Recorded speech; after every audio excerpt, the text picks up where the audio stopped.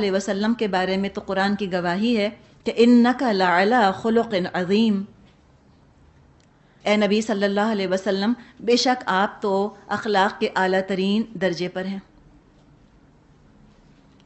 اگر کوئی شخص دنیا اور دنیا والوں کی فلاح اور اصلاح کو اپنی زندگی کا مقصد بناتا ہے، وہ چاہتا ہے اصلاح کرنا، وہ چاہتا ہے بہتری کرنا، تو اس کی بنیادی ضرورتوں میں سے، بیسک ریکوائرمنٹس میں سے ایک بنیادی ضرورت اچھا اخلاق ہے۔ اچھا اخلاق اس کی ضرورت ہے تاکہ وہ مقصد حاصل کر سکے۔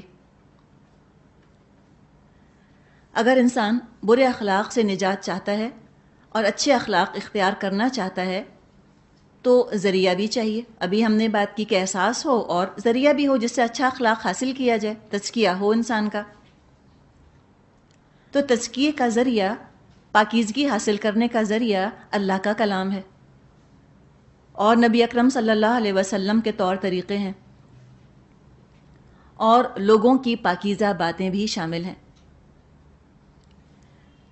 پاکیزہ لوگوں کی پاکیزہ باتیں، پاکیزہ لوگوں کے پاکیزہ کام، یہ بھی انسان کی تزکیے کا باعث بنتے ہیں، یہ بھی انسان کی تزکیے کا ذریعہ ہوتے ہیں۔ پاکیزہ صحبت بھی اس کے اندر شامل ہے، اس سے بھی انسان کا تزکیہ ہوتا ہے۔ ان ذرائع سے انسان کی برائیاں دور ہوں گی، یعنی اس کو پاکی ملے گی اور اچھائیاں پروان چڑھیں گی۔ دیکھا جائے تو حسن اسی وقت آتا ہے جب کہ عیب دور ہو جائیں اور خوبیاں نکھر جائیں۔ عیب موجود ہوں، گندگی موجود ہو اور اوپر سے کوئی خوبی بھی ساتھ آ جائے، ہم اس کو خوبصورتی نہیں کہیں گے۔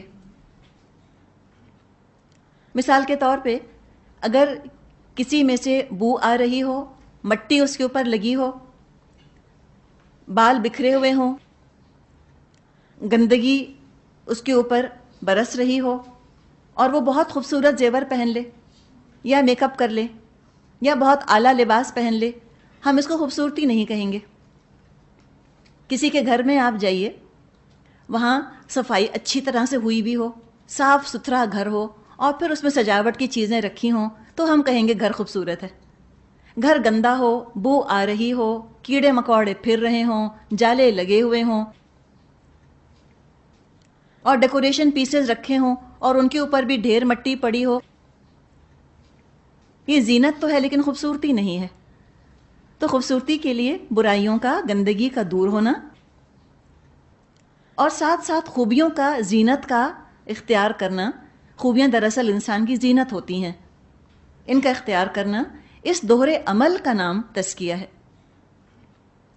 ڈبل پروسیس ہے، دوہرا عمل ہے۔ برائیاں دور کی جائیں، اچھائیوں کو اختیار کیا جائے اور ان کو پروان چڑھایا جائے، ان کو سسٹین کیا جائے، انکریج کیا جائے، تو انسان کا تزکیہ ہو جاتا ہے۔ سورہ نور میں اللہ تعالیٰ نے ارشاد فرمایا ہے وَلَوْلَا فَضْلُ اللَّهِ عَلَيْكُمْ وَرَحْمَتُهُ مَا زَكَىٰ مِنْكُمْ مِنْ أَحَدٍ أَبَدًا، اور اگر اللہ کا فضل اور اس کی رحمت اے مسلمانوں تم پر نہ ہوتی، کوئی تم میں سے پاک نہ ہو سکتا، کوئی ایک بھی تم میں سے پاکیزگی حاصل نہیں کر سکتا۔ وَلَكِنَّ اللَّهَ يُزَكِّي مَن يَشَاءُ وَاللَّهُ سَمِيعٌ عَلِيمٌ، لیکن اللہ ہی پاک کرتا ہے جس کو چاہتا ہے، اللہ سننے والا، علم والا ہے۔ تو پتہ چلا کہ اللہ کی مدد، اللہ کے کلام کے بغیر پاکیزگی، تزکیہ حاصل نہیں کر سکتا انسان۔ نبی اکرم صلی اللہ علیہ وسلم کی بعثت کے جو مقاصد بتائے گئے ہیں قرآن میں، وہ 4 ہیں۔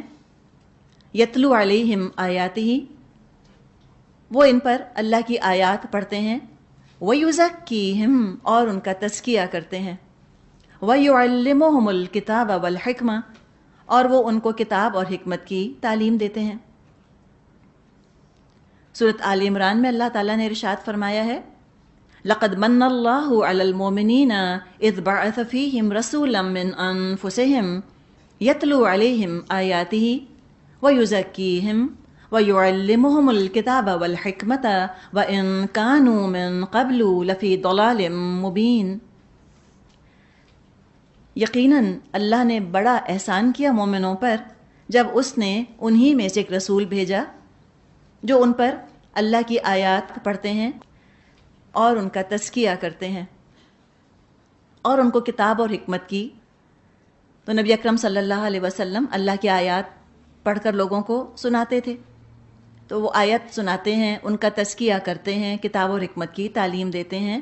اور اس سے پہلے تو یہ لوگ گمراہی میں تھے، ان کو پتہ ہی نہ تھا کہ پاکیزگی کیسے حاصل کی جاتی ہے. اللہ تعالیٰ نے فرمایا ہے وَمَن يَأْتِهِ مُؤْمِنًا قَدْ عَمِلَ الصَّالِحَاتِ فَأُولَئِكَ لَهُمُ الدَّرَجَاتُ الْعُلَى جَنَّاتُ عَدْنٍ تَجْرِي مِن تَحْتِهَا الْأَنْهَارُ خَالِدِينَ فِيهَا وَذَلِكَ جَزَاءُ مَن تَزَكَّى. اور جو اس کے حضور مومن کی حیثیت سے حاضر ہوگا جس نے نیک عمل کیے ہوں گے، ایسے سب لوگوں کے لیے بلند درجے ہیں، سدا بہار باغ ہیں جن کے نیچے نہریں بہہ رہی ہوں گی، ان میں وہ ہمیشہ رہیں گے. یہ جزا ہے اس شخص کی جو پاکیزگی اختیار کرے، جو تزکیہ اپنا کر لے، وہ جنت کا پرماننٹ